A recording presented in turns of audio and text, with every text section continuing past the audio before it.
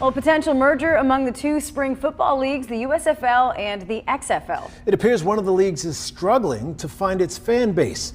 WVTM 13's Chip Scarborough explains the likely merger fans and experts say is a win-win for all. Birmingham Stallions fans are still celebrating their second straight USFL championship victory from back in July. Now comes word the league could expand, with reports of the XFL merging with the USFL. It's going to be real exciting. It's going to have an opportunity to bring players from the XFL over to the USFL and merge those players together so we can truly find out who the best players are versus having them play in two different leagues. The USFL recently announced the league's third season set for next spring. The reported XFL merger creates a whole new series of possibilities. We had two sort of competing leagues in a space where we've had a hard time just getting one to be able to make it, right? And so it's not surprising, but I'm excited about it because if you look at the way that the leagues will likely merge, there's only one city, and that's Houston, where there's an overlap where both leagues have the same team. So we could end up with as many as 15 or 16 teams in total. Fans say they hope the merger is a good sign that they'll have several more seasons of spring football games to enjoy right here in the Uptown area. It's going to bring more teams in, could extend the season out, as well as makes me believe there's going to be a season 4, 5, and 6. USFL fans say they like that they're not at a college or NFL game. They say that's what makes it unique. We saw how the players responded to us when we started being loud and coming together as a group, and it made us feel really great being able to support them and their reactions. A tradition they can't wait to continue. In Birmingham, Chip Scarborough, WVTM 13. Welcome to Good Seats Still Available, a curious little podcast devoted to exploring what used to be in professional sports. Here's your host, Tim Hanlon. Hey there, friends. How are you? Merry Christmas to all who celebrate as we drop this episode in the wee hours of Christmas morning.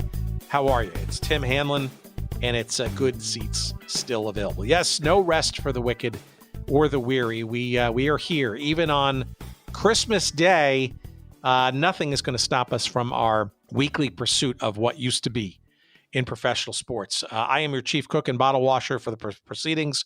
We've been doing this for a bunch of years, and we are delighted to be back this week as we reboot our annual, in quotes, year-end roundtable extravaganza with some of our favorite defunct and forgotten sports aficionado friends, our pals Andy Crossley, Steve Holroyd, and Paul Reeths, multiple guests in previous episodes, and after a year's absence, we're back at it this year to kind of wrap up a little bit about what's occurred in the realm of forgotten sports this year, perhaps a little bit of an analysis of what's going on at the moment, and we'll get to some of those topics in a few minutes.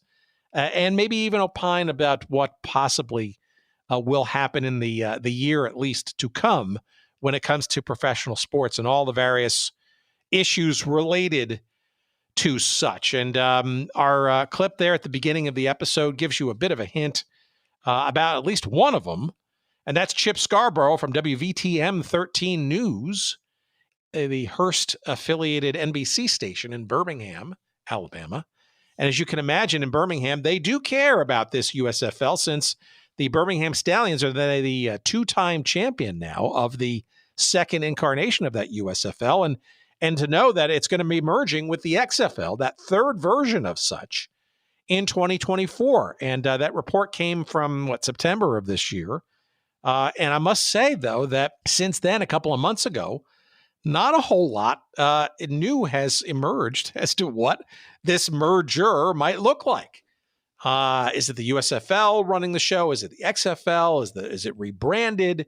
What are the cities? Where are they going to be domiciled? Are they going to be hubbed? Are they going to be in local markets? Who's going to be running the television and all that kind of stuff? Still a lot of question marks, and apparently it's still going to happen in the spring in a couple of months. So who knows? But that's certainly one of the topics that we're going to be getting into with our pals Andy Crossley, Steve Holroyd, and Paul Reeths, and a whole bunch of others that we will get into as you can imagine, there's just a plentiful amount of topics. So, for example, how about those Oakland A's? Well, they're no longer Oakland anymore. Supposedly, they're moving to Las Vegas.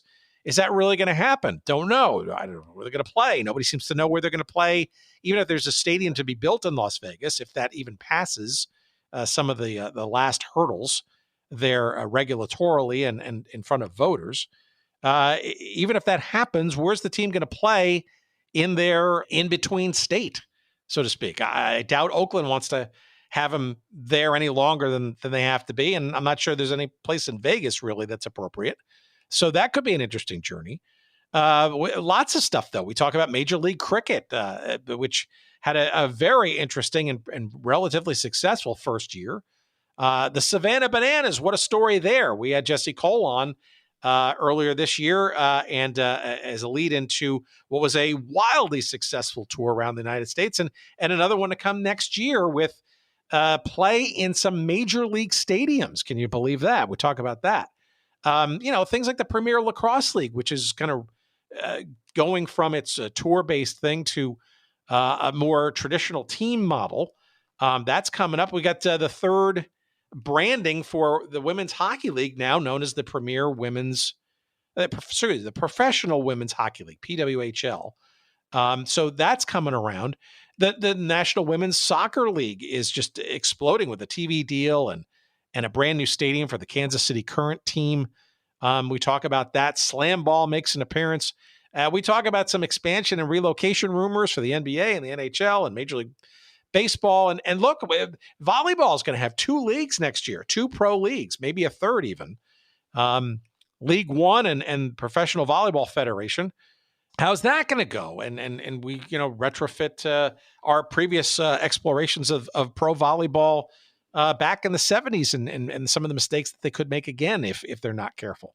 And of course, we can't not ignore or can't ignore the supposed re-arrival, the third version of the Arena Football League. How good or bad is that as an idea, and how much juice is going to be there? That and a whole lot of more stuff and topics is all part of our 4th annual, again in quotes, because we didn't do it last year, but we did it years prior. So let's call it the 4th annual, shall we?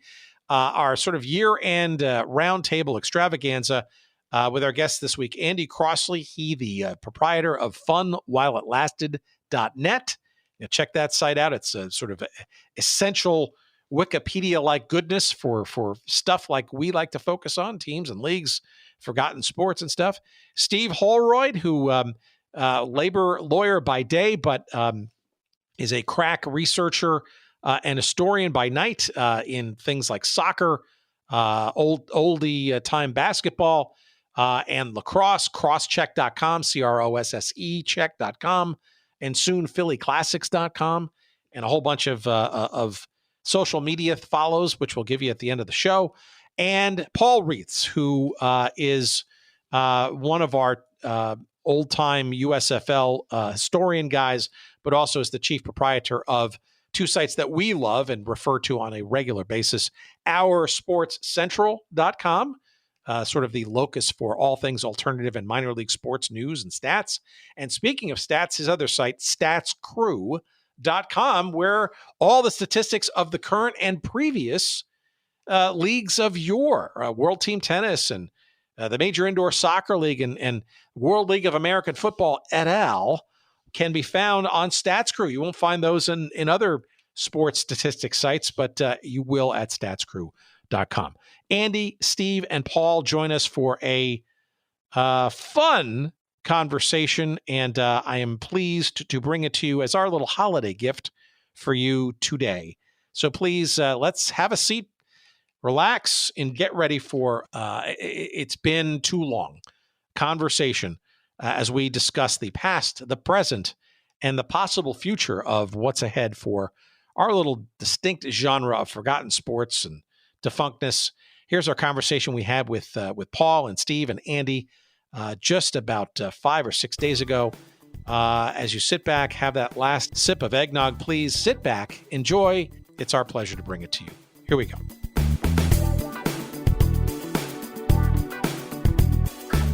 To reorient our audience, why don't we kind of just go around the room and sort of have each of you introduce yourselves and maybe a little reminder as to what your adjunct to our little, I guess, shared sickness, I guess, would be. Andy, why don't we start with you since you came in last on the call? I'll single you out, put you on the spot. Who are you? And tell us what you've been up to in our wacky world of sports and that kind of stuff. Sure. I'm Andy Crossley. I created the website funwhileitlasted.net back in 2011, telling the stories of thousands of defunct teams from all different sports across North America. And prior to that, I worked in professional soccer and minor league baseball for about a dozen years in the late 90s and early 2000s. And as far as the past year, I guess I'll come back to that after the other guys introduce themselves. Sure. And obviously, one of our very earliest guests, I think you were episode number 2, if I'm not mistaken. And clearly that website is an inspiration to me. And I know we had numerous conversations even before I decided to start the silly little podcast. It is, if there's anything that is approaching what a Wikipedia meets eBay meets, I don't know, Discogs for teams and leagues and things forgotten in professional and not even fully professional sports.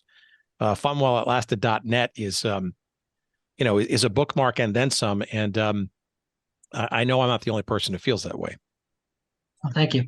Thank you. Thank you for doing it because you keep the history alive. Paul, why don't we go to you next up into the wilds of Wisconsin? Tell us about your various sites as well as your sort of adjunct to this. And you're also a former guest of a couple occasions, I think. Right. So Paul Reeths, founder of OurSportsCentral.com, which covers primarily minor league and alternative pro leagues. And we've done that since 1999. Also owner of StatsCrew.com, which is currently compiling statistical histories of most of those teams, as well as teams from the past in minor league hockey, minor league baseball, as well as the major leagues.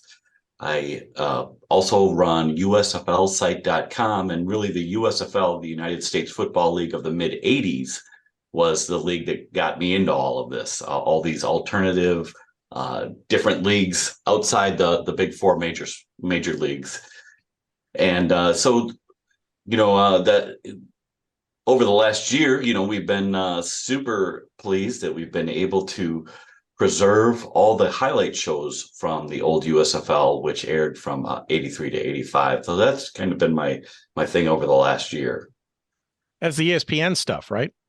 The highlight show was done by a company called Halcyon Days, which served as the NFL films of the USFL. Interesting. So we worked directly with the creator of those shows to preserve those. Oh, that's fascinating. And where are you sharing those, putting them up, posting, subscribe? Where can people find those? Is it all on YouTube or is it other places? Not so much on YouTube. Probably the best way, to get access to those would just be to contact me through USFLsite.com. All right, we'll talk about promotional stuff later, but that's interesting and a new nugget for yours truly. So I'm consider me intrigued. And I would also say too, quite similarly, the certainly your other stuff, but oursportscentral.com is also another sort of essential place. I mean, I stumbled across that site about, 10, 15 years ago, whenever you were kind of getting it up and running. It was one of the only places, certainly perhaps a little bit more challenged now with other sites and stuff and the leagues themselves, but really the only place where you could get really minute by minute or day by day coverage of all of these, let's call them minor leagues or feeder leagues or all that kind of stuff. And in some respects, you're almost sort of the, undertaker in waiting for some of these franchises. And we do have a gone but not forgotten section on the website where as soon as a team folds or passes into the nether, we add them to that section. So there's hundreds of teams in there. And you have various caskets and things to choose from at various price points. That's right. All right, Steve, not to bump you to last, you're certainly not least. Why don't you give us a little bit of background? And you're I think you're a gold jacket holder for our show, although it's been a while since we've talked last. Yes, it has been a while. I mean, By day, I'm a labor attorney in Philadelphia, which sometimes works its way into these conversations. But primarily, you guys know me as someone who used to do a lot of work in American soccer history. Latterly, I've kind of stepped away from that. And nowadays, I spend a lot of time on basketball, pre-merger professional basketball and women's professional basketball history and statistical compilations. But I'm also involved in other sports with Dave Coleman. We run the Crossecheck professional lacrosse history site. Coming soon, we're going to start another one called Philly Classics, which will be Philadelphia-centric, but also touching on dead teams in leagues such as Paul's beloved Philadelphia Stars and things like that. And most recently, really going deep into the weeds with professional cricket and its history in this country. It's actually had one, including coming next year will be the 20th anniversary of the failed first attempt at limited overs professional cricket in this country, which Tim and I think the last time I was on your show, we were doing a podcast about that.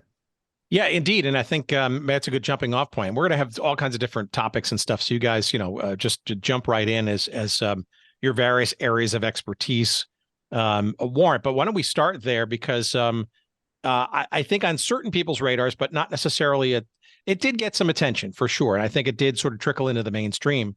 This revised or new version of what is now called Major League Cricket, again, I guess, debuted this summer with about a month-long schedule in the heat of Texas and I think also a little bit in North Carolina.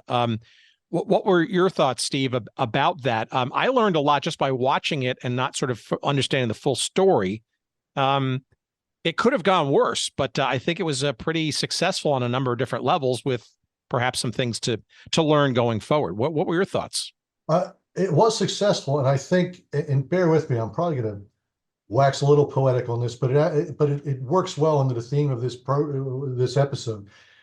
All of us, because we chronicle dead teams and leagues and various sports that don't make it. And the narrative has always been that basically there's no airspace in American sports anymore. Baseball, football, basketball, and to a lesser extent, hockey sucked it up. I mean, that was a primary theme in that Offsides and American Exceptionalism book that came out so many years ago. And that was the excuse for why soccer still is not really taken off completely. There's just no room.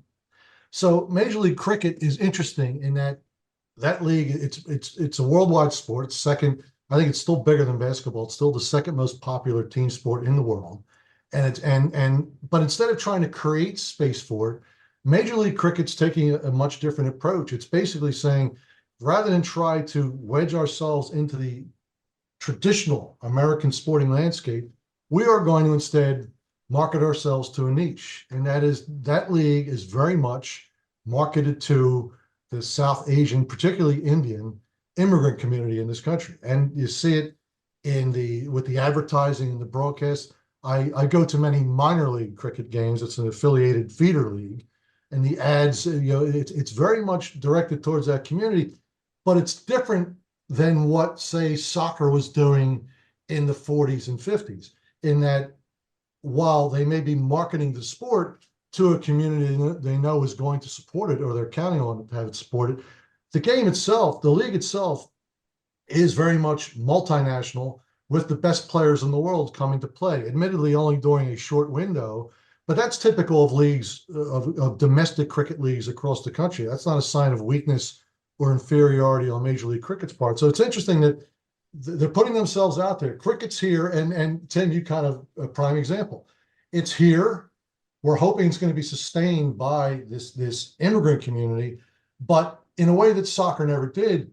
We're also having it here to be discovered by the so-called casual fan, and that way, if it will grow from there, all's the better. And what Major League Cricket's done well, they've invested in infrastructure. They've built, that's a cricket-specific stadium in Texas. They have one finishing up, I believe, in Los Angeles. There's talk about one in the New York area.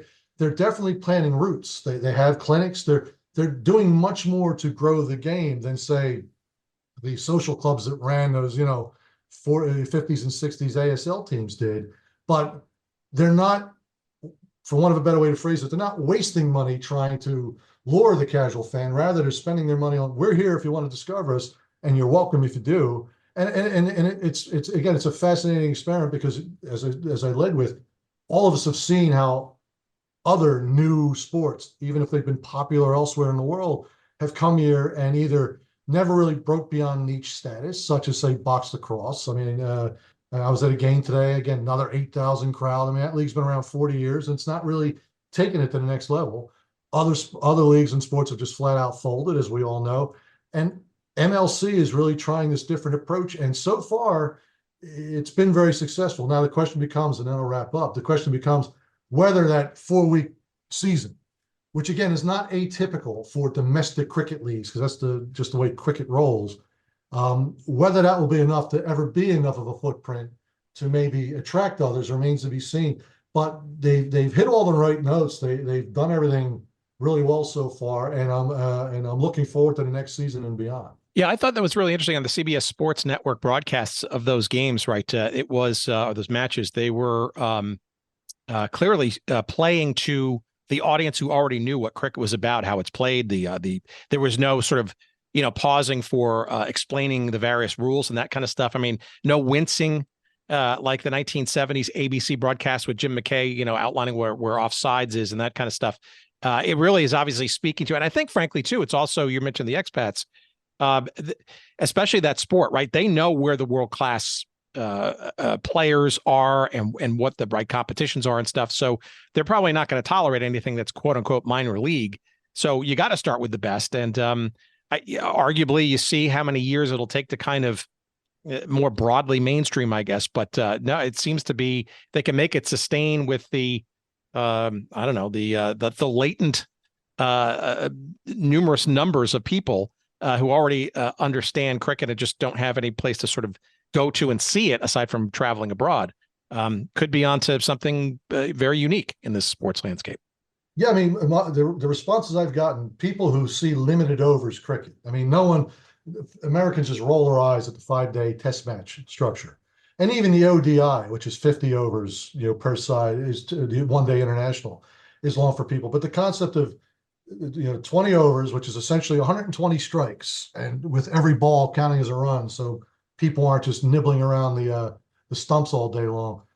It has a home run derby kind of feel to it, and even Americans familiar with baseball, not with the rules not being explained to them all these broadcasts, as you point out, they're able to pick up enough. And Americans that have watched the limited over stuff tend to like it. So again, whether it'll actually grow, I mean, I've always said, and I think I said it during our last show, I think it would be unique if for publicity purposes, if they got like a recently retired professional baseball player and maybe had one or two of those in the league. Now they'll be batting at the bottom of the order, because I'm not about to say that baseball's that they're interchangeable and the cricket's easy. Not at all, but they can certainly field, and their names would be there, and it would just be another reason for people to watch. And because again, experience has been, I don't know what the TV ratings have been, because it's been primarily on Willow, which is a pay service.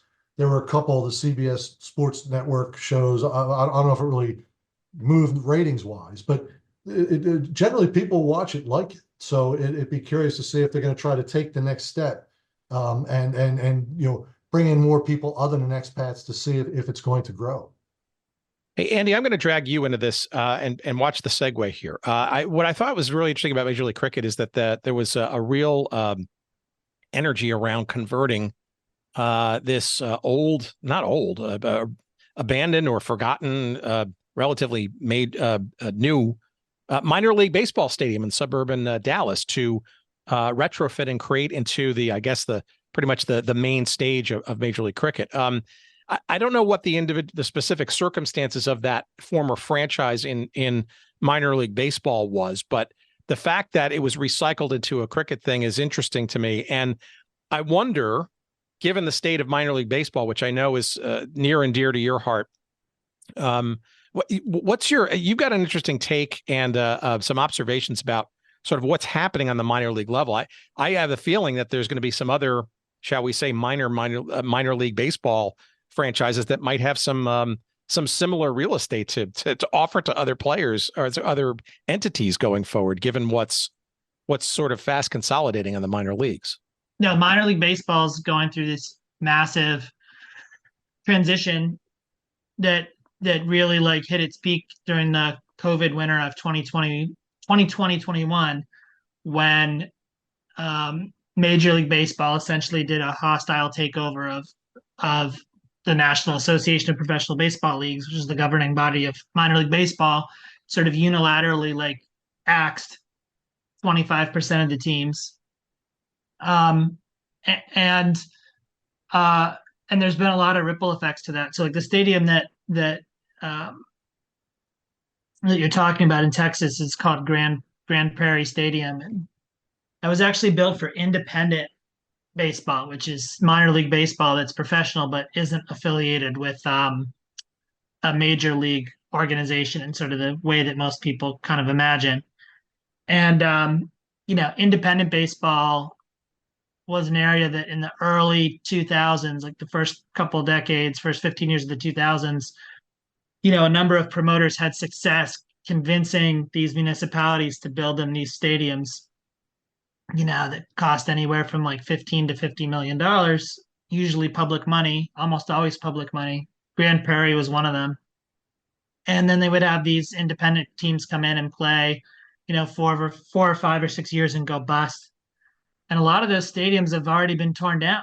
They're only 20 years old. Like you look at a league like the Atlantic League, which is probably the best of the independent leagues, and I worked in it for 3 years. There's a lot of really well-run, great clubs there, but the Atlantic League has had multiple expensive stadiums built and demolished in the past 25 years. So, to hear that this stadium in Grand Prairie has already been like repurposed for cricket, it's really not, honestly, that surprising. The other thing that's sort of happening in minor league baseball this year, that it's been one of the big stories on my kind of radar, is this relatively new private equity group called Diamond Baseball Holdings, which in a shockingly short period of time, just over the last 2 years, has bought 26 affiliated minor league baseball teams and now owns over 20% of all of the minor league baseball teams in the country, just in 2 years. Like that number, like literally is changing like week by week as they keep buying teams. And that means that they're doing things that have generally been against the rules or frowned upon in other professional sports leagues, such as owning multiple franchises in the same league. They just bought the Diamond Baseball Holdings just bought the Worcester Red Sox, the top farm club of the Boston Red Sox here in Massachusetts, where I am, a couple weeks ago. And Worcester is the 4th team that they own in the International League, which is one step below the major leagues. And none of this is particularly controversial within minor league baseball. It's just, accepted as a sort of best practice, I guess, at this point. But it's certainly very different than the way that industry has operated for decades and decades. So anything to do with baseball right now, I just feel like is undergoing these like seismic transitions.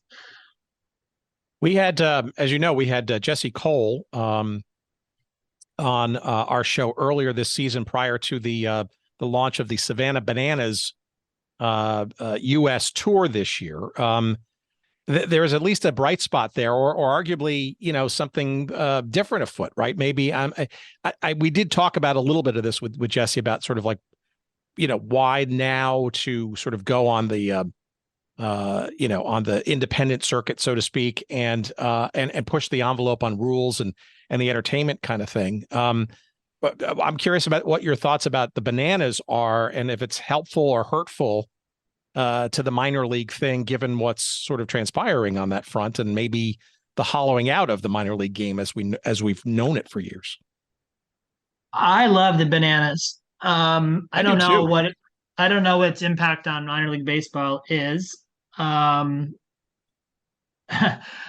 one way, I think there's probably a positive impact, because I think people sort of, in some way, kind of perceive it as minor league or minor league adjacent. And then when you can't get a Bananas ticket, which you cannot, maybe that causes people to check out a local minor league club instead. But I mean, they came through the Northeast here this summer, and they actually played in the stadium about 10 minutes from my house, in Brockton, Massachusetts, where I was the general manager of that stadium 15, 16 years ago.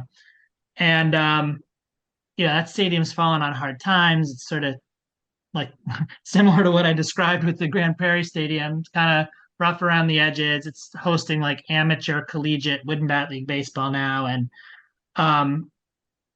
there were tickets for those games going for hundreds, and the Bananas visit to town, hundreds and hundreds of dollars on ticket resale sites. I mean, it was shocking. It was like more than NFL tickets. Around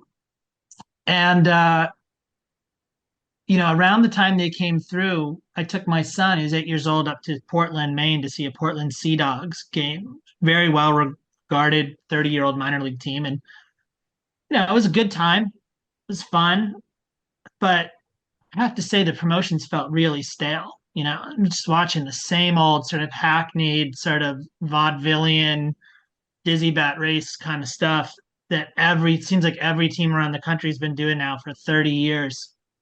And my son loved it, but for me, having probably been to 500 or 600 minor league games, I was like, boy, this feels like an industry that is just creatively exhausted.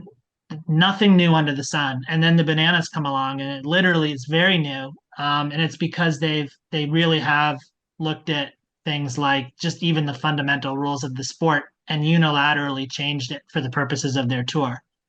Having said all that, I mean, you have to appreciate that at the end of the day, it is sort of like a Harlem Globetrotters type of thing. Like, you're watching this incredibly entertaining variation on the sport, but it's not a competitive. You wouldn't want to watch the Savannah Bananas join a league. It's fundamentally an entertainment product, but they're so much better at it, that entertainment product, than anybody else is in minor league baseball right now, that it's really sort of like kind of man among boys situation. And Jesse Cole's kind of a genius in that regard. I think it's a really good point. I think on a promotional level, right, it's almost kind of going back to the roots and to the inventiveness of how sports had to kind of stick out, and whether you did barnstorming or whatever, right? It's there's some lessons to be learned there from, and not just minor league baseball, but the big leagues and other leagues for that matter, right? It's just I think his mantra tends to be sort of fan first, and when I hear that come out of the mouths of people like Ted Leonsis, who just decided that he's going to, rip out the roots of the Washington, D.C. teams that he owns and move across the river, even though it's only a few miles away, it's kind of like putting a dagger in the heart of downtown D.C. Those words about, how much we care and how much the fans first and great experience and this stuff kind of rings hollow when, the bigger check kind of lures you away. Well, there's a Forbes profile of Jesse Cole earlier this year, and his sort of quote in it that's sort of ascribed to him as sort of his mantra is, imagine the best possible fan experience. Imagine what the best possible fan experience is and do that. Don't settle for the way things have been done before. The interesting thing is probably every minor league operator would tell you that is their personal mantra. And yet all of them would then turn around and trot out their 10-year-old human sumo costumes and make you watch that for the 50th or 60th time, that season for the 8th or 9th year in a row. So I think it's a thing where people in that industry sort of have this self-regard of being inherently creative, sort of P.T. Barnum type figures, but most of them are not. They're functionaries. Jesse Cole's the real deal. So he actually is doing things that are new and breathing completely fresh life into it. Yeah, I hope I get a chance to see him this coming year. I didn't get a chance to see them when they were around here, and he and I were talking about me coming up in Wisconsin to see them, and I couldn't make it work. But I agree. And it's fun to watch, and who knows, maybe there'll be some other ones that might similarly find a path to doing something similar, and Washington Generals-esque perhaps.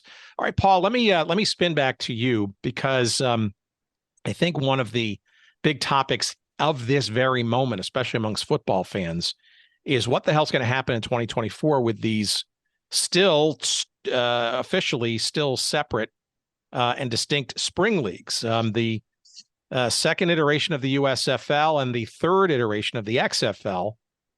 It's interesting. I wonder what your take is, both from your historical perspective as well as your current Our Sports Central kind of perspective, because when I look at my various feeds on social media, I see teams in both leagues and both leagues themselves saying that we're signing these folks, and it's kind of like seemingly business as usual. But we've certainly seen plenty of evidence to show that a merger essentially is underway. What are your thoughts, number one? And number two, what do you think is going to play out in the next number of months, if you have any insight?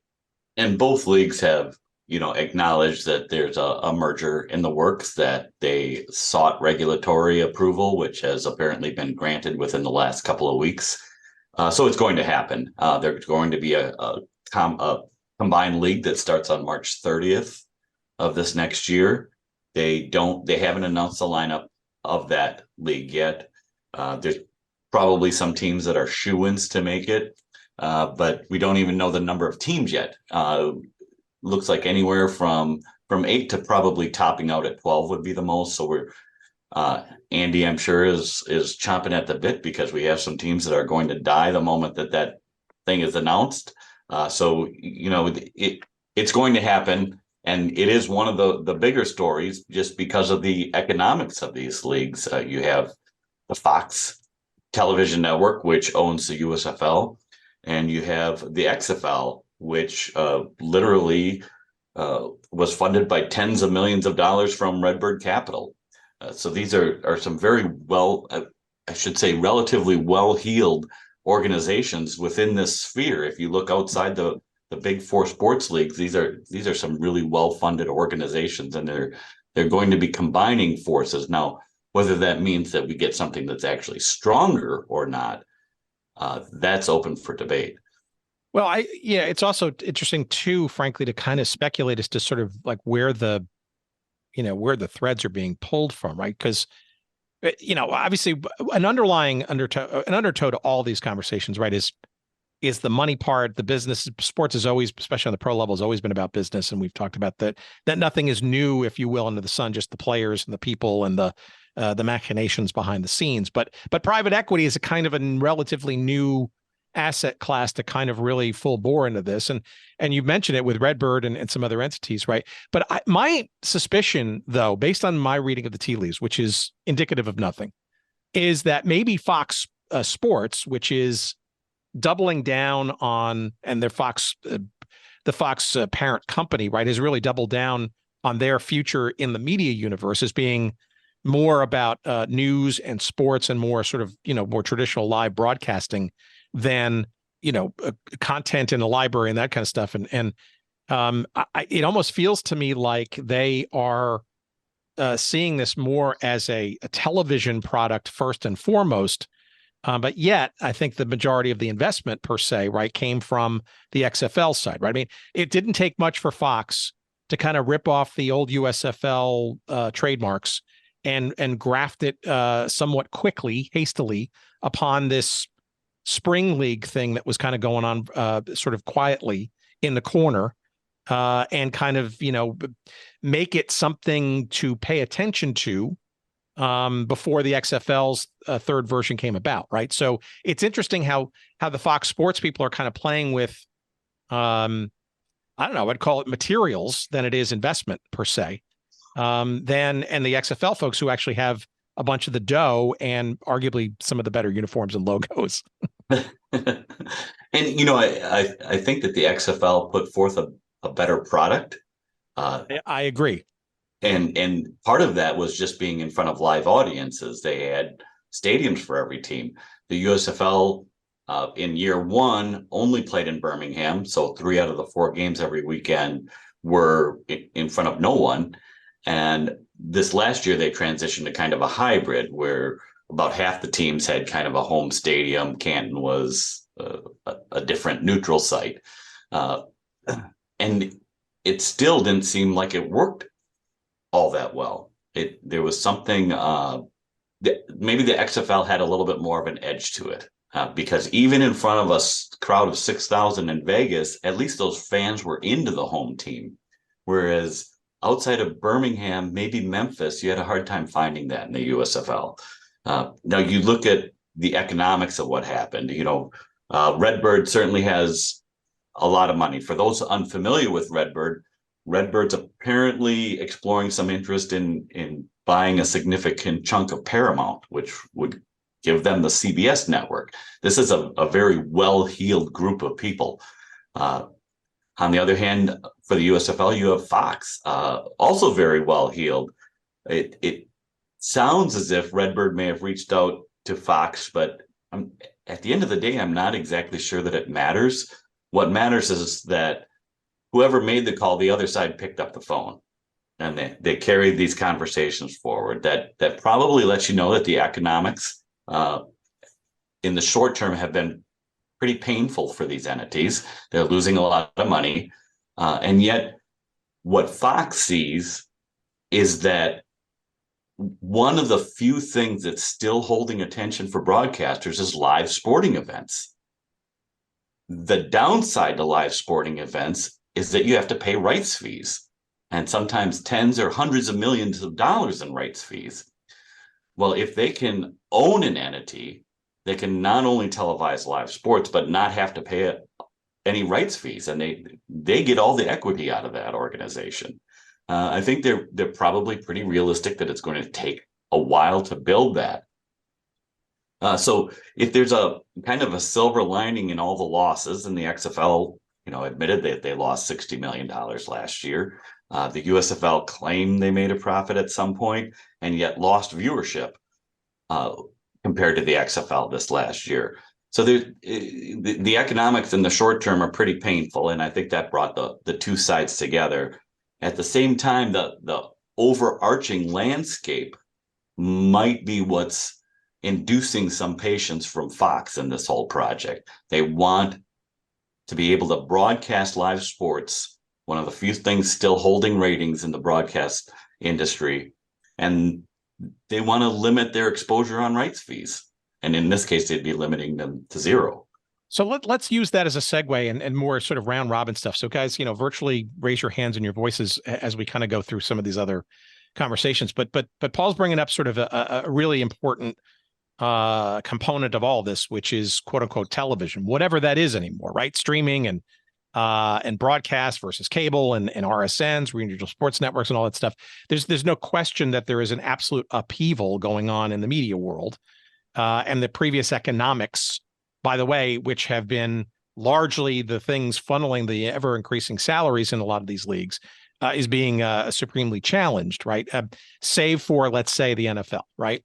I guess I'm really, it's also interesting, though, to see now how literally over the last couple of years, the sheer increase of leagues and coverage, whether paid for or, a resource shared, a time bought, for things that would arguably been a tougher sell ratings wise in just a few years past. The WNBA for sure, the National Women's Soccer League for sure.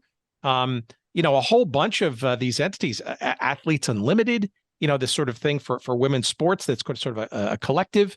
Major League Rugby's made a couple of appearances on the Fox networks and stuff. It's just, to me, is very interesting how and by the way, on the motherships, right? I mean, we just had on Sunday on ABC, right? You're going to have the NCAA Women's Volleyball Championship. I mean, it's never been a thing on national broadcast television, maybe ESPN or ESPNU. I guess there's no answer into that, but I'm curious to what you guys think is sort of happening here. And do you think those events and those leagues, fledgling as they might be, Premier Lacrosse League being another one, there almost seems to be like a doubling down to try to make a go as much as possible for some of these leagues, even though they don't have a whole lot of history behind them as television properties? Well, I think it's funny. This topic sort of touches on something I said and something Paul just said. I said earlier about how the traditional narrative was that the American sporting landscape is full. And that was true until we got to this era that Paul referenced, where live broadcasts are the only things holding viewers' attention The only thing people are not DVRing so they can then blow through the ads. And so it's one of the few products the networks can still charge for. And so now, in a way, space is being created in the sense that content, you have sports being created, but in some ways, is it really a league, or is it rather content? A show. I think Premier Lacrosse League is a prime example. I mean, Rabel had lots of good ideas that he's now backing off of that I guess we may touch on later. But initially he essentially formed that league to give the NBC Sports Network something to televise. Yeah, and I mean it really is. And I, as I mentioned to begin, I was a big fan of the original USFL, and one of the things when they were forming that league, they had conversations with ABC. ABC televising the league was almost a certainty, but ABC made it absolutely clear they would not sign on until after the USFL announced itself and had its ducks in order. That they did not at all want to appear as they were the reason for this league forming, when in reality, of course, the league needed a television partner to form. But ABC was so afraid of that appearance. And you'll fast forward here 40 years, and there's no question that exactly what Steve talked about is the case, that this is really a lot of television content. When the new USFL is playing games in front of empty stadiums simply so it can be televised on one of the NBC or Fox networks, of course that's what it is. There's not even an attempt to draw viewership. And, I made mention of the XFL losing $60 million this last year. Well, the NWSL, women's soccer, just signed a 4-year, $240 million worth of broadcast deals, $60 million a year. So how far away are these leagues actually from justifying their existence? I want to let Andy jump in a second, but let me maybe set up the table there for that, because I do think there is that other sort of tributary in this conversation. That's the rise of women's sports to higher and higher levels, both on the collegiate and the pro levels. And I guess the cynic in me would say, and the media professional consultant day job guy in me would say, well, the women's rights stuff are probably less expensive, right? And it's not as much of a risk for a CBS, for example, to double down on NWSL stuff and, the WNBA and now the rise of the reincarnated women's hockey league, the professional women's hockey league, and that kind of stuff. Andy, I don't know what your thoughts are on that, but or Athletes Unlimited, the whole proposition is to prop up women's sports in a sort of a round robin and individually beneficial kind of way. It almost feels like it's a marriage made in heaven, where it's the rise of popularity of women's sports, but also a tumultuous time in media where the opportunities to stand out and relatively inexpensively are probably more ripe than they've ever been. Yeah, I mean, I don't presume to be a media expert, so it's hard to say. But I one of the things that Steve brought up just a second ago, going back to like the USFL, that I think is really interesting is, like, if you look at the original USFL in the 80s, that produced multiple Hall of Famers and these teams that many people still remember fondly and had good ratings and things like that. Eventually it went out of business, and you're like, well, it went out of business because the various rich guys who invested in it sort of lost confidence in the direction and were sick of absorbing the losses, and sort of like the reasons why countless leagues have gone out of business. And what kind of middle-aged sports fans like us who are aware of these leagues would say, that's what caused that league to, go bankrupt or to shut down. And I think what Steve's bringing up is, like, a lot of these new leagues, it's a totally different thing. It's like, if the new USFL or the combined USFL XFL goes out of business, is it really like a league going out of business, or is it a network canceling a series? Exactly. Yeah. What I would say is if they cancel, if Fox continues to be like the managing partner of this relationship and they pull the plug after 2024, like, to me, that's not really any different at this point than just saying, like, we're going to be done with Stranger Things after the 5th season. And in which case, like, the story of that league becomes a lot more like opaque, sort of boardroom politics and doesn't really have anything to do with the metrics that we've always used in the past, like, you know, ratings or butts in seats or things like that. Like for things like a lot of these streaming services, we don't even have any idea of the ratings because there's nothing like Nielsen that gives you any transparency into who's watching things or not. So I think it's like a whole new world, and that's why I say I don't presume to be an expert in even assessing anymore, like why people think these properties are succeeding or failing or valuable or not valuable. It's really like this sort of like algorithmic, like inside baseball kind of stuff that would be really difficult for people to understand from the outside. Certainly, that's how I feel. You know, women's sports question is interesting because I don't know. I personally, I would not like equate something like NWSL's recent like meteoric growth with something like Athletes Unlimited or anything like that, or some of these startup leagues like Professional Volleyball Federation or League One Volleyball that feel very sort of bootstrapped and long shot and things like that. Like NWSL now has like a pretty strong like 10-year track record, and you know they've got people with serious money behind it. And I think the important thing for them now is that they have like female, it's very sophisticated, deep-pocketed business people who are investing in it for the long term. And you know, I worked in the predecessor league to the NWSL for 4 years and ran the Boston franchise. And most of the owners in that league were like people who are in there because their daughters played soccer. That felt very much like the sort of passing fancy kind of hobbyish sort of investment. And when people saw the losses, they just turned green and, you know, got out. That's not the kind of person who's investing in those leagues today. So, you know, one of the quotes I read from one of the there's 2 startup women's professional volleyball leagues coming online in the next, you know, 12 months. One's Professional Volleyball Federation in January, and the other one that's called League One Volleyball at the end of 2024. One of them, I think it was League One, you know, one of the owners sort of saying like, you know, I'm thrilled for the opportunity to bring this to XYZ city, and I've got 2 daughters who play volleyball. And I was like, oh, here we go again. Like that's the last thing I want to hear an owner say. Like, you know, they should say why they have a faith in the business. So NWSL's rounded that corner. They're far more sophisticated than a lot of these other organizations, and I don't think they should be really compared to anybody except maybe WNBA.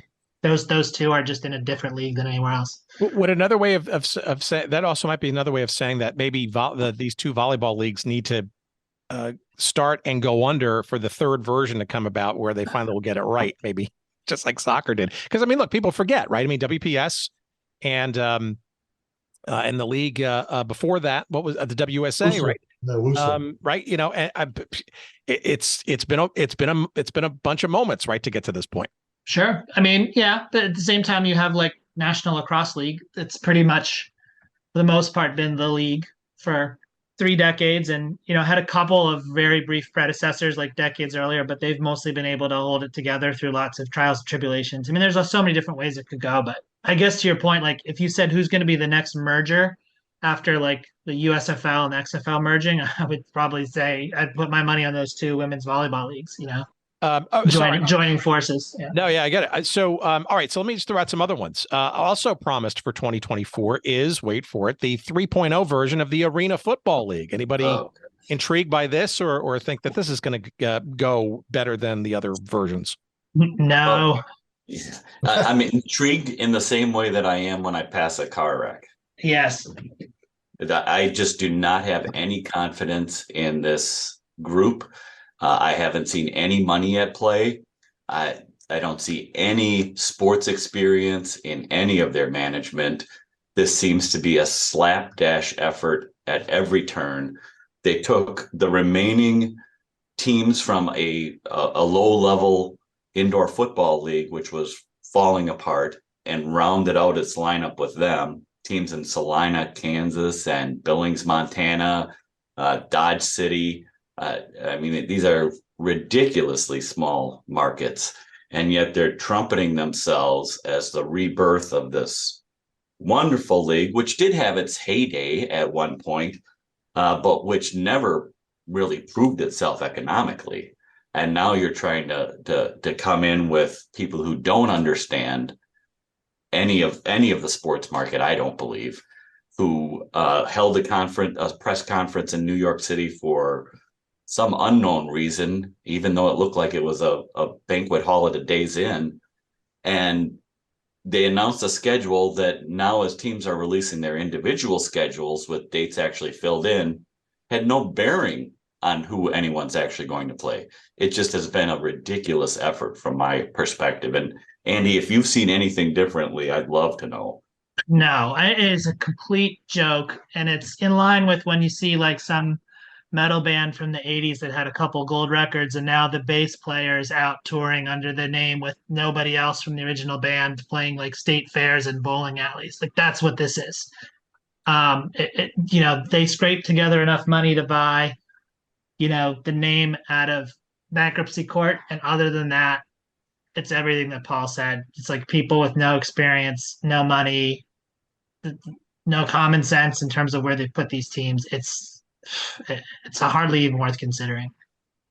Yeah, it's funny. Andy just used the metaphor I was going to jump on. I mean, I don't know much about pointy ball, but when I see the stuff about Arena League, it strikes me as a lot like indoor soccer. And it's almost nostalgia. It's like, oh, this was big once for a hot minute. We can bring it back. And like Andy said, we don't have the original. We'll get one guy who might have been involved or a name that might be recognized, but we'll bring it back and it can come back again.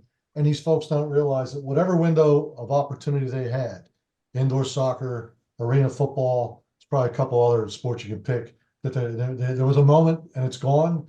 It's just gone. I mean, and like both Andy and Paul said, and I've seen this posted on social media, people that like arena football all say the same things. Who are these people?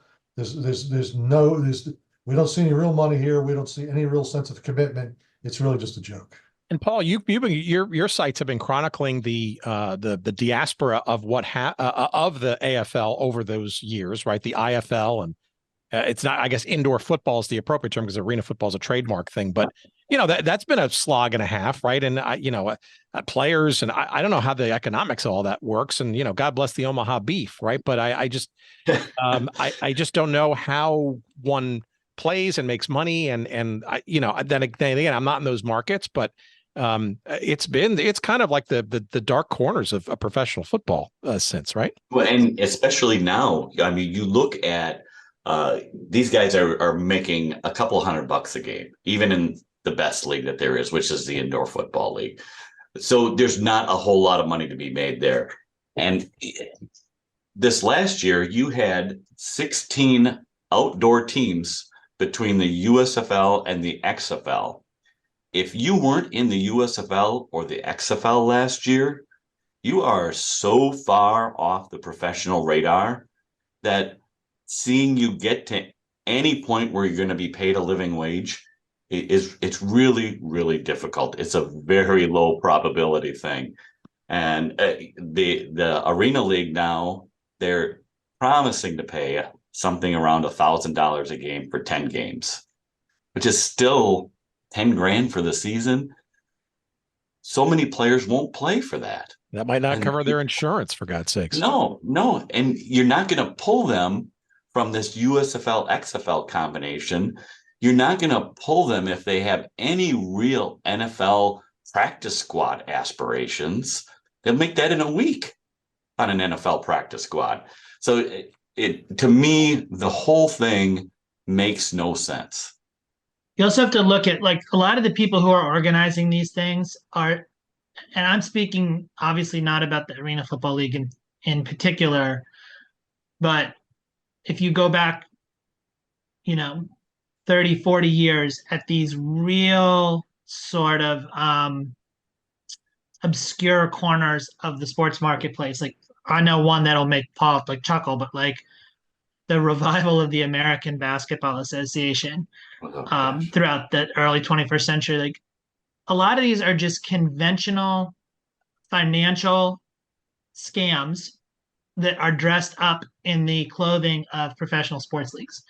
So, for example, like it's not uncommon to see some of these teams sold as investments on like the over-the-counter securities market, like pink sheet trading, where people are selling them essentially as like penny stocks, and they're being sold more or less by like boiler room operations to people who have these fantasies of professional sports ownership.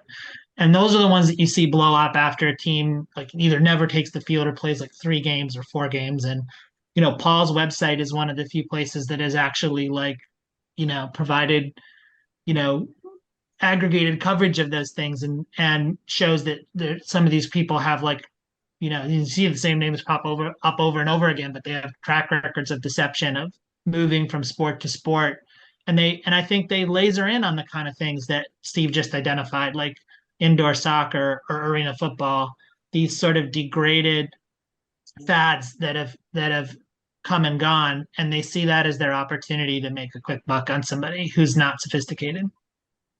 That's exactly right. And you do see some of those names pop up over and over.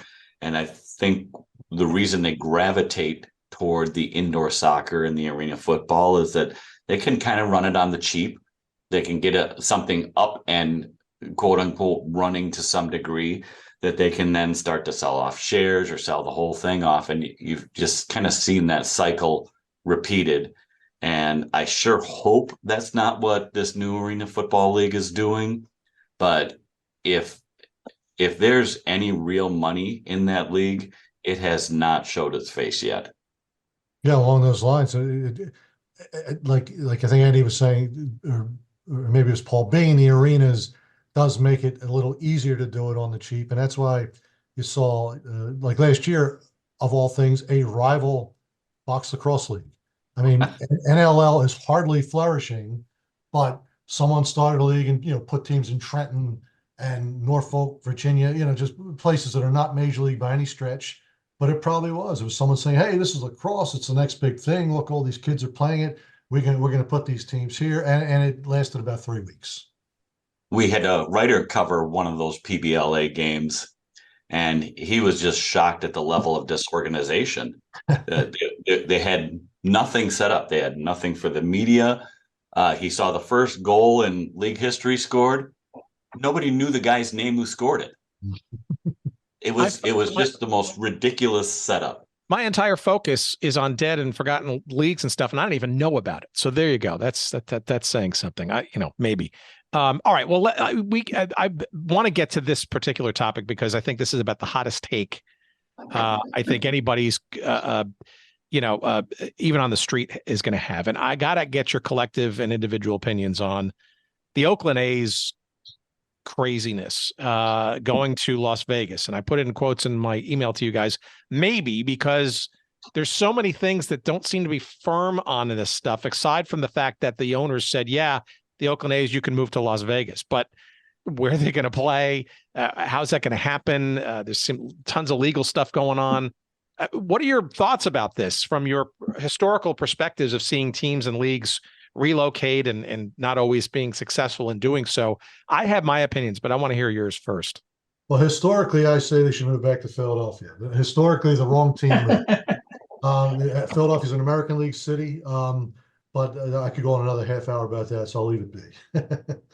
There's something weird about, am I wrong that they would be the first city to lose 2 of their major league teams to the same other city? Like that's the thing that I sort of can't get past, is the idea that they would follow the Raiders there. Oh yeah, that's interesting. Yeah. Yeah, I wouldn't say I think depending on your perspective, I'm not sure the Raiders are a smashing success thus far. I mean, certainly on the field, it's questionable. But I would say the fan experience and the people who go to those games, right, there are, depending on who they're playing against each week, the percentage of out-of-towners going to those games, financially, it might have been a win or still might be a win, but I don't know. I'm not sure that's the right answer. And all I know is that baseball is 81 of those dates, not 8 or 9, right? The thing is, I'm sorry, Paul, go ahead. No, I was just going to say it's interesting to me that the Oakland A's, even after the departure of the Raiders, couldn't get a stadium deal done.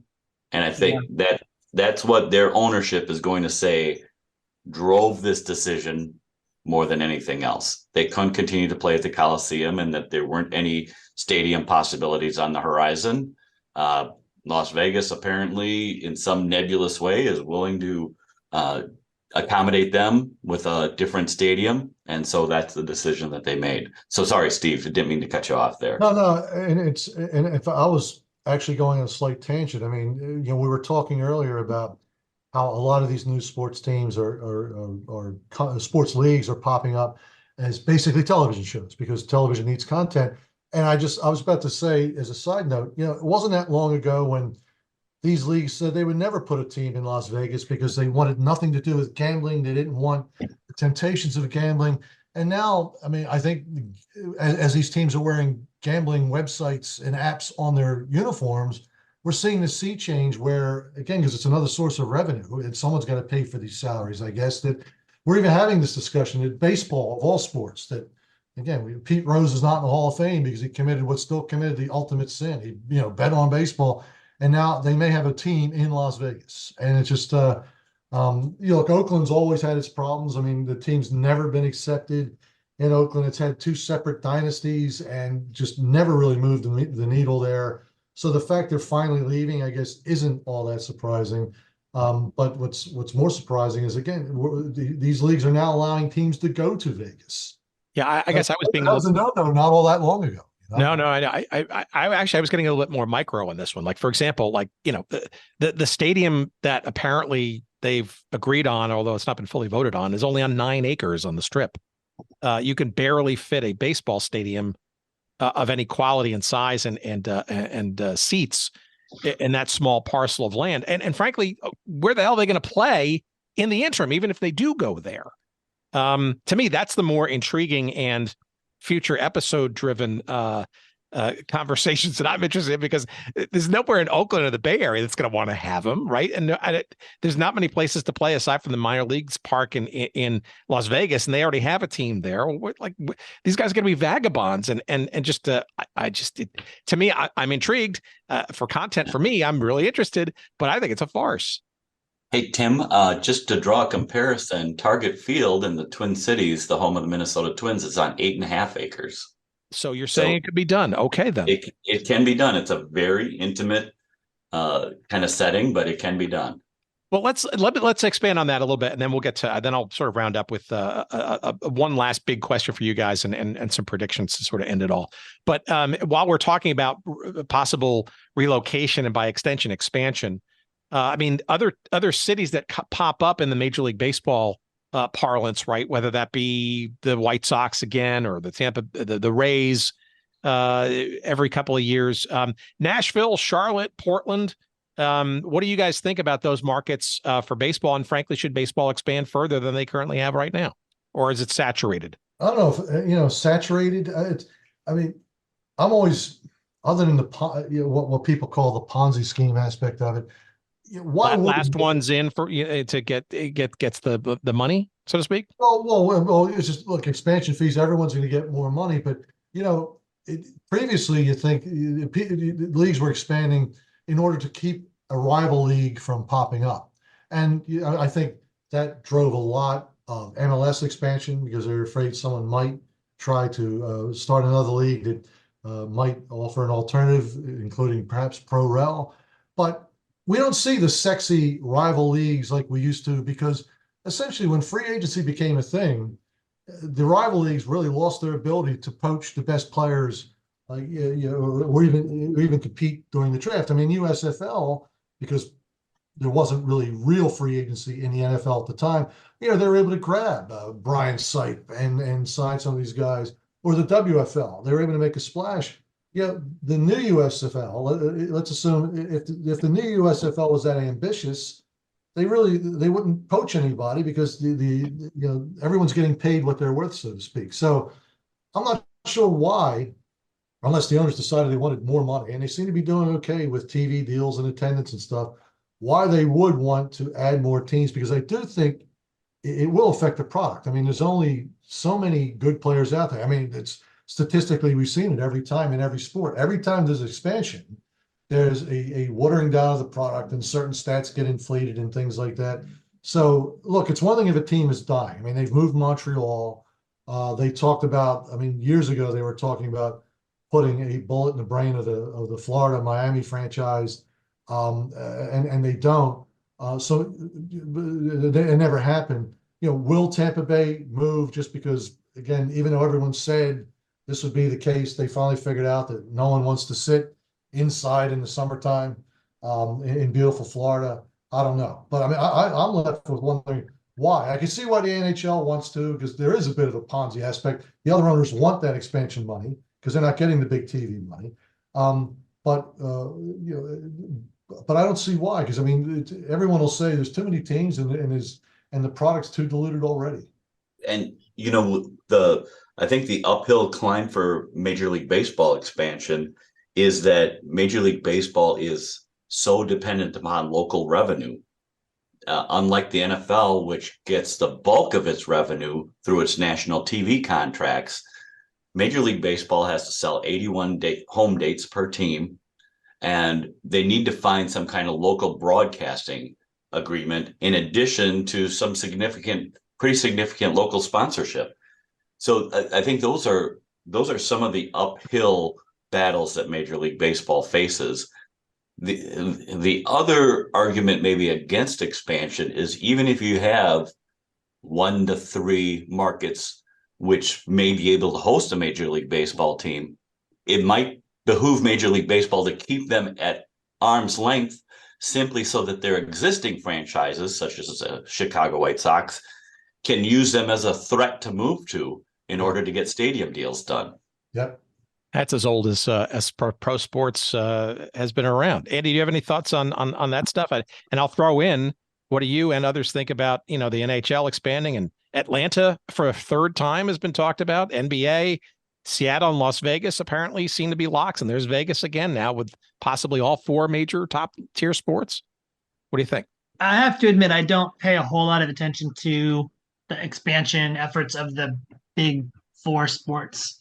Baseball is the sport that I loved the most growing up and that I played, and I played rotisserie baseball, as it was then called, when I was in like high school, and it was before they called everything fantasy sports. And I just remember being a kid and knowing all of the good players on every team, and now I know none of them. Yeah. And so when I hear about expansion, I'm just like, this is just going to make, my dream is I love baseball so much, and I want to be able to kind of reconnect with who I was when I was a kid and like turn on Sunday Night Baseball and see that it's the Brewers playing, the Cubs, and know who's good and care about the game and watch it. And when I try and do that once a year, my eyes glaze over after about 15 minutes, and I turn the channel. And part of that's just like being an adult and modern life, but part of it is that Major League Baseball hasn't been able to make those games,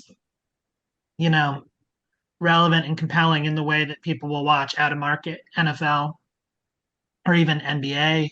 I would say even MLS probably does a better job. And so the thought of there being more teams to have to keep up with is like a little daunting to me.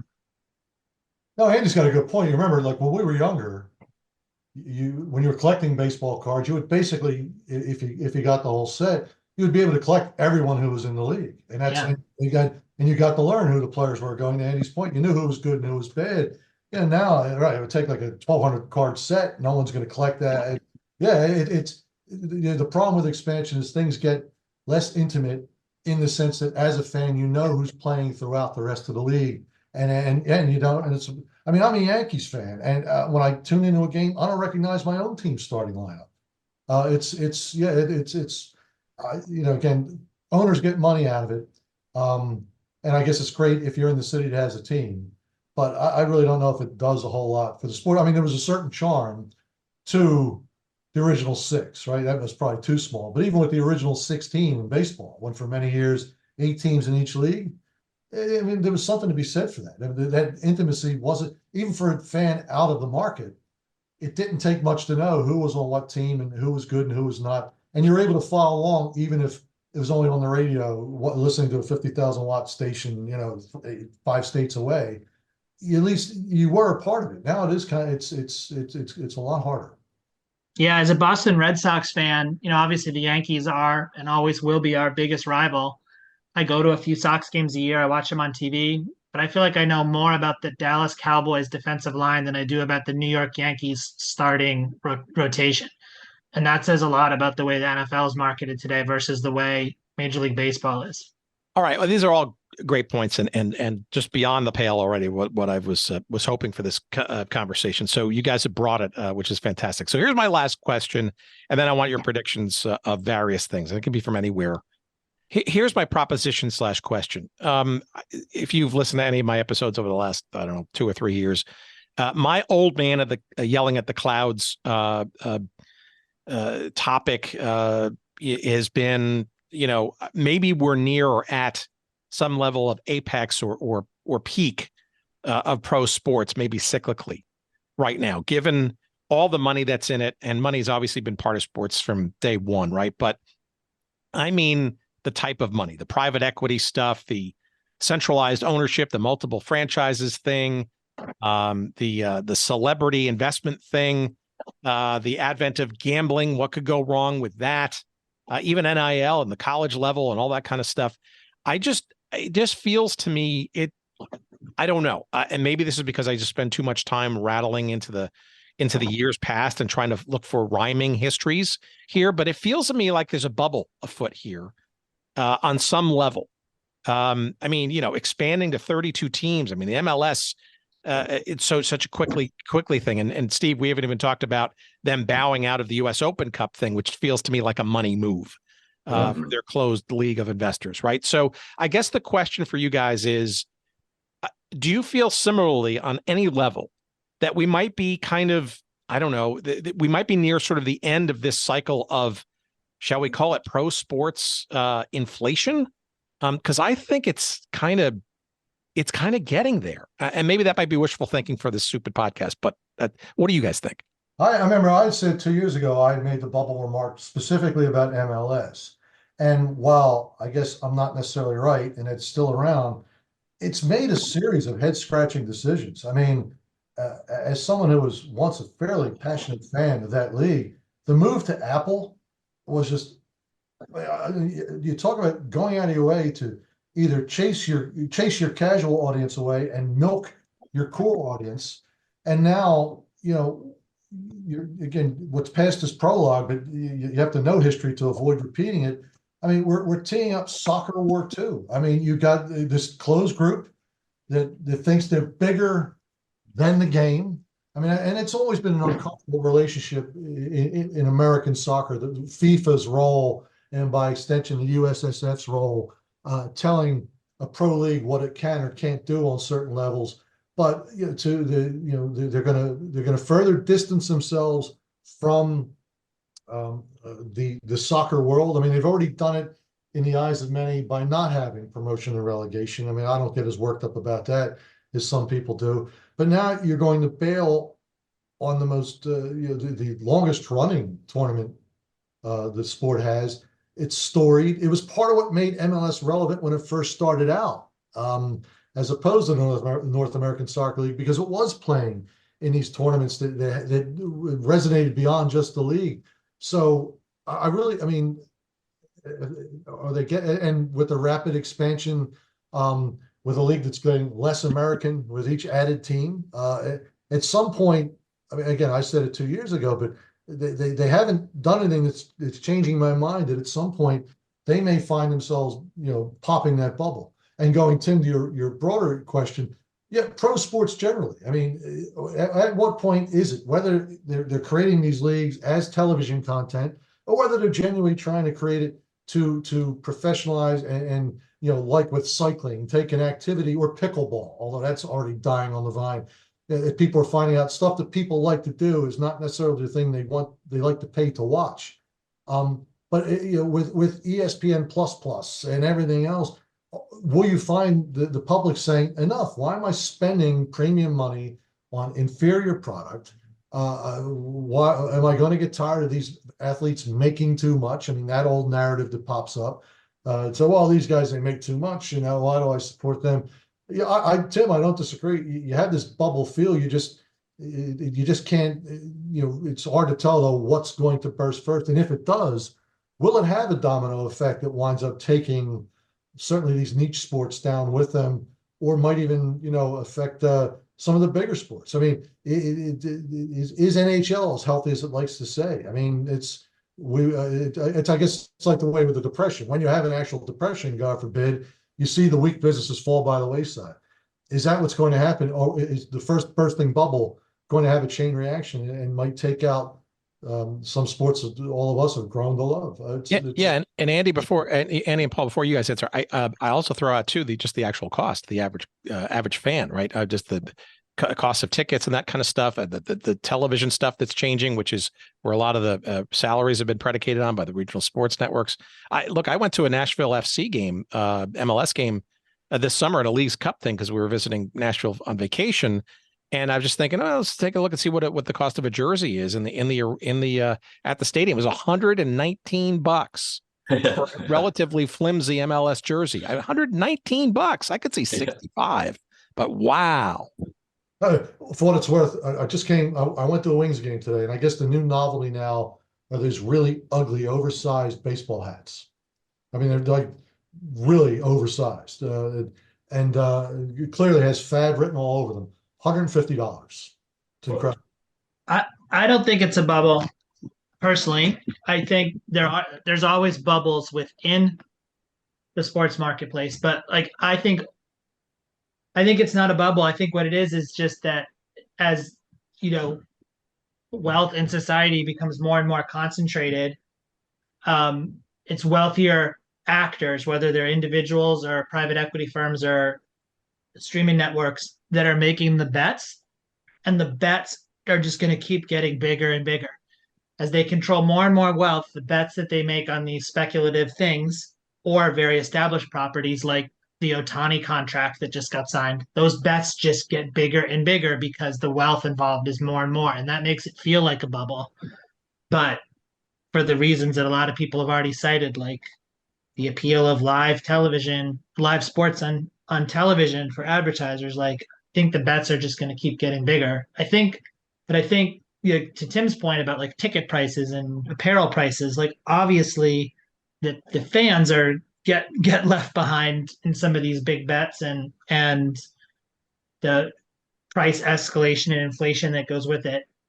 But I think that's why you're starting to see some of these models that no longer, think about sports in the way that we thought about them growing up, where it's about how many tickets you sell or whether your stadium's sold out or not. They have these totally different motivations or business models for why they're making some of these bets. Real estate, right? That's right. Yeah, right. Or that television property is can be a loss leader because it opens up other opportunities or whatever that might be. So to me, it's just, you're looking at bigger and bigger bets, but not necessarily the prospect that those things will go away. Just when they bet bad, they might be a little more spectacular, but doesn't mean the bets are going to stop coming. But I think, Steve's example of I think he brought up a minute ago, the Open Cup and MLS saying they're not going to put their first teams in Open Cup is interesting, because I do think that consolidation of wealth in those bigger bets, what it does is it makes it harder for Cinderella stories to happen anymore. Yeah. It makes it harder for anyone to say I'm going to bootstrap my scrappy startup and maybe one day I'll be the sixth big league or the whatever. That golf is getting way too big to bridge. And I think one of the things that's so fun about Open Cup is that you can see these third division teams beat a major league soccer team. But I think the thing, as you see more and more wealth, and bigger bets on these properties, including MLS clubs, just as one of many examples, you have to remember that one man's Cinderella story is 100 other people's farce. And, you watch a movie like Rocky IV, where Rocky, turns the tables in the finale on Drago, and even the Russians start rooting for him. And of course, in real life, that isn't what would happen. You would just have a bunch of disgusted Russian fans. And so, when you look at something like an MLS team like losing a Open Cup quarterfinal to like a third division team, like that's like a farce for those MLS fans and the MLS owners. And they're like, what is the upside of us doing this versus playing in like Leagues Cup against a Mexican club, that brings in a lot more money. And if you lose that game, it can be viewed as just a classic Clash of Titans and not us being humiliated by this team from Des Moines or Staten Island. So that's where I see it, is just like not a bubble, but more of this ever broadening gulf between the haves and the have-nots. And to amplify that, maybe we should take some comfort in this, Tim, because we're afraid it's a bubble, but Andy's pointing out, no, I mean, sports is sports. And indeed, and I'm not taking us down this road, but you happen to mention it on your checklist that you sent over. Andy had said about how some leagues were trying to do something different. And we found, like with Premier Lacrosse League, which tried to do something very different with its traveling circus approach, they're dialing it back to a traditional in-city franchise model. So yeah, maybe in the end, we can take comfort in that when push comes to shove, while there may be ups and downs, the traditional sports model we've all grown to love isn't actually going to go anywhere. Paul, what do you think? Last word on that. So I think what we're seeing is evolution, and I think it's an evolution that's being principally driven by broadcast money. And we're continuing to see this kind of transition to streaming. Steve mentioned the Apple deal for Major League Soccer, where they apparently signed a deal with Apple that gives them quite a bit of cash, but takes away a lot of the accessibility of that league for a casual fan, for somebody who might catch a game on maybe a Fox Sports station and then get into it. So you're taking away some of that. At the same time, they did mix in some traditional broadcasts after the Apple TV deal was announced. But you're continuing to see this. How does this work? How does this work for the broadcasters who are losing billions of dollars right now on their streaming platforms? How does it work for the teams and the leagues who are really reliant on those revenues to really reach a certain level? I mean, if you're going to go beyond a level of something like the indoor football league that we talked about earlier, where you can only pay players a couple $100 a game, you've got to bring in some outside money. You can't be simply reliant on the gate. With the USFL, you're seeing them not reliant on the gate at all. The people are essentially props. They sell $10 tickets. And if you want to sit in the end zones in Memphis, you can do so for like $3 a game if you buy a season ticket. They're only there to look good on TV. They're not reliant on their gate revenue at all. So you're seeing a lot of, I think, experimentation on, does this work for us? This touring model that we mentioned with the Premier Lacrosse League, and now they're going to do it. This next season is really more of a hybrid where they'll play in each home market for a weekend, and then the home market will have 2 games that weekend. But they're kind of doing the touring thing, but really the impetus is to get into home markets. So it almost looks like, okay, that touring thing didn't totally work. So we gotta transition to what we really wanted to stay away from in the beginning. So I think we're continuing to see this evolution, and nobody knows where it's going to lead yet. Now, what could turn that into a bubble is one thing that Steve mentioned, which would be a depression or deep recession, where weak businesses really do start to fail, or if we see a gambling scandal or multiple gambling scandals. Yeah. I think that flips the conversation very quickly. Mm-hmm. And I can't even imagine that ever happening, Paul. How dare you? Yeah, I know. Isn't it funny where you have such a stretch? So many millions of dollars riding on bets every week, and yet we're supposed to believe that NFL calls are beyond reproach. Sometimes it's a human error. You looked at the last 2 minutes of that Kansas City Green Bay game where the officials literally blew every other play on that drive. Isn't there any further scrutiny that's deserved simply because of the embrace of gambling now? And that would be my concern, is that somebody gives into the temptation and casts a pall over all professional sports. All right, guys. How about some predictions for 2024 or nearby? Any thoughts about what you might see in the realm of pro sports? It could be the defunct world. Any kinds of things that you think are, that you're paying attention to, that you're worried about, or you think is going to happen on the good or negative side? Here's your chance to kind of play Nostradamus and convince us to do this episode again next year to hold you to account. Well, I'm going to take the layup then if nobody else will go first. But we talked about the Arena Football League earlier. They will not play all their games. If they get through the season at all, it'll be shortened and with multiple teams not finishing. Like that's, if I had to make one bet, that would be it. I think on the positive side, I think the NWSL will continue to trend upward because they have this great new expansion team coming in Bay Area that should be as strong as the very strong West Coast franchises they already have. So there's one negative, critical one, and one positive one for you.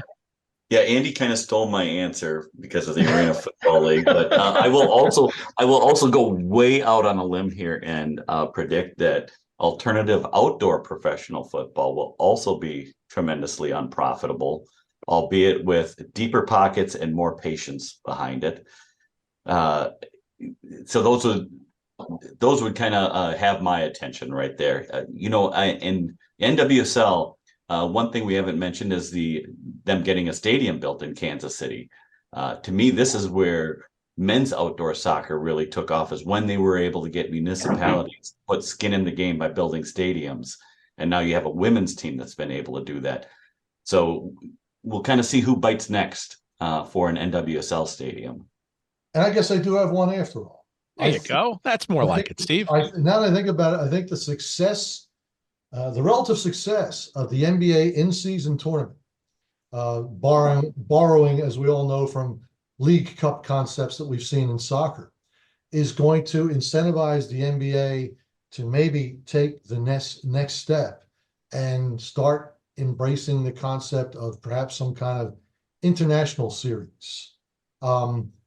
It'll be there may be some reluctance because, as Andy pointed out with the MLS Open Cup thing, there's very little incentive for, say, the Lakers to want to be in an international tournament and then get beaten by Real Madrid.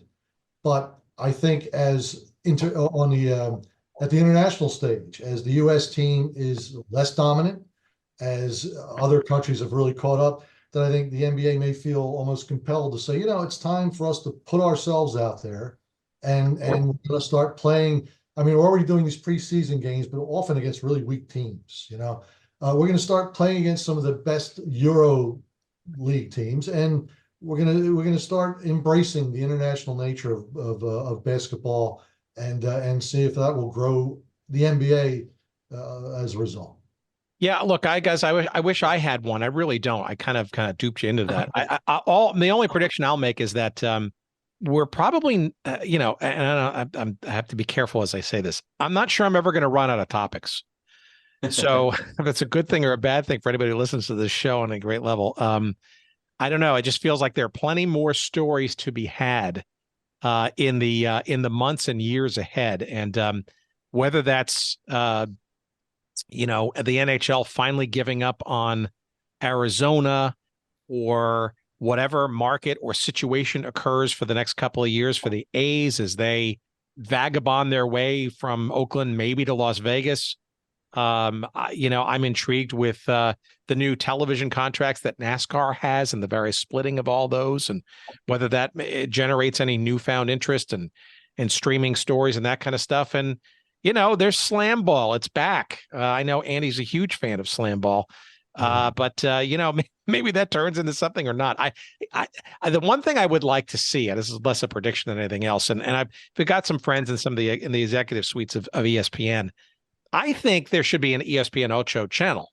Okay, I know they do a block, and they do like a 24-hour kind of window on certain weekends and that kind of stuff. But slam ball and National Pillow Fighting League and the World Chase Tag and all that kind of stuff, to me, endlessly fascinating. Hardly viable, but certainly interesting.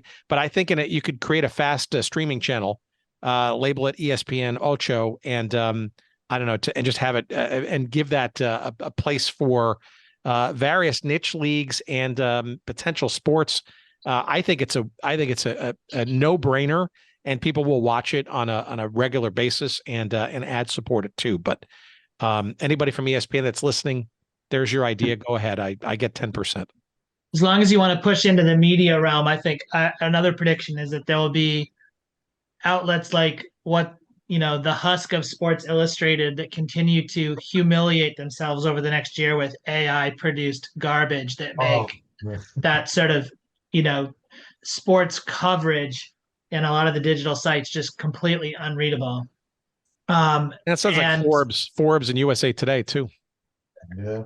And I think on the positive side, I think if people are looking for to get coverage, I think nobody does a better job than the group at Defector, which is the ex-staff of Deadspin who left when private equity firm took over their blog, left en masse, and started their own bootstrapped successor site called Defector, and they're doing the best sports writing on the internet now.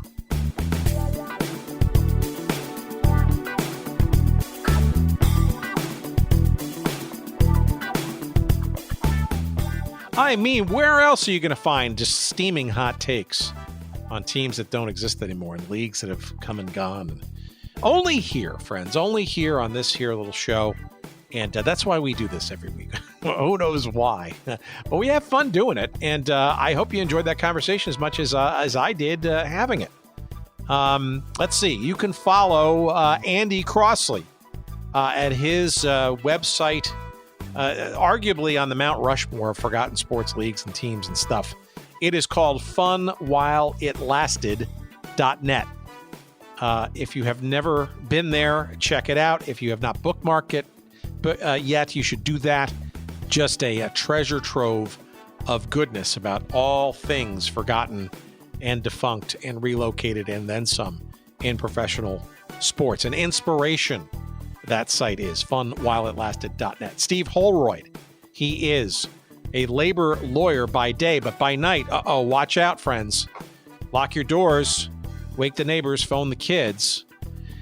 You will see him online in various places, such as that lacrosse website that goes way deep into indoor and outdoor professional lacrosse in this country, called crosscheck.com, C-R-O-S-S-E. Get it? Crosscheck.com. You can also follow him on various social feeds, opining on things like old-timey basketball. You can find his thoughts there on X/Twitter at InTheLowPost.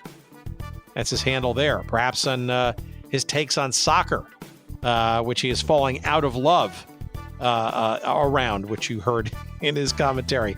On Twitter X, you'll find him at Soccer Maven, M as in Mary, V as in Victor, N as in Nancy, at Soccer Maven. He's got a couple of other ones too. I think he's got a cricket one too, and also a website that has a holding page, but you can guess what it's going to be about. That's going to be launching very soon in the new year, called PhillyClassics.com. So Philadelphia Fury fans, Philadelphia Fever fans, Philadelphia Bell fans, and many more. You can look out for those memories to come on that website in 2024. And last but not least, our pal Paul Reeths, who, besides being sort of one of our kindred souls in the old USFL memories there, has two amazing sites that we refer to on a regular basis that are also very much worth your time. One is called it's about minor league sports and stuff. It's called OurSportsCentral.com. OurSportsCentral.com. It's minor league sports news and alternative sports leagues news and commentary, and follow those teams and the leagues and the various franchises that are coming and going and all that kind of stuff there. And that's an awesome site. And you will also enjoy his other site, Stats Crew. statscrew.com. And it's a gigantic site and growing all the time. For example, featuring lots of different leagues that have come and gone. Let's say you're searching for statistics from the old Eagle Pro Box Lacrosse League. Maybe a World Team Tennis information. Perhaps you are looking for the internet's largest selection of U.S. outdoor and indoor soccer statistics. This is the place to go. It's statscrew.com. All of those great things from our great guests this week. We thank Andy and Steve and Paul, and of course you, our wonderful listeners. Have a wonderful Christmas day if you're listening to this episode in real time, or Christmas week, or whatever other holidays you might have been or are celebrating. We wish you nothing but the best, and we will see you in the new year. We thank you for listening. It's been a fun 2023, and hopefully more excitement to come in 2024. Until then, take care of yourselves, and please drive safely and enjoy the rest of the holidays. Take care. Bye-bye. Jingle bells, jingle bells, jingle all the way. Oh, what fun it is to ride in a one-horse open sleigh. Whoa, jingle bells, jingle bells, jingle down the line. Oh, what fun it is to sing in jingle hustle time.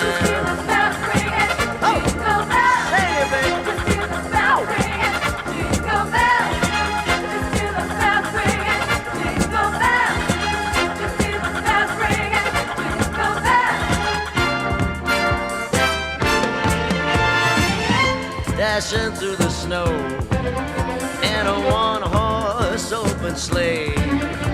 All the fields we go, just laughing all the way. Now bells on bobtail ring, keep making spirits bright. Oh, what fun it is to ride and sing a sled song tonight. Oh, jingle bells, jingle bells, jingle all the way. Oh, what fun it is to ride in a one-horse open sleigh. Oh, jingle bells, jingle bells, jingle down the line.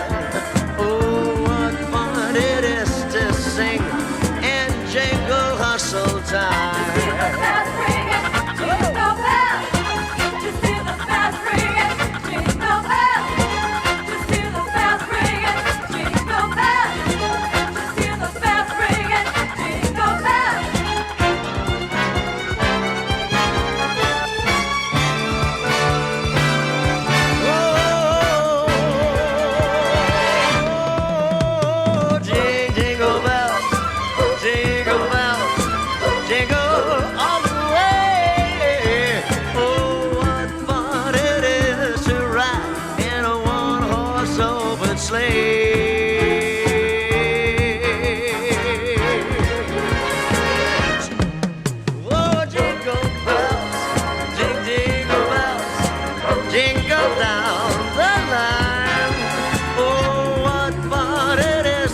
Sing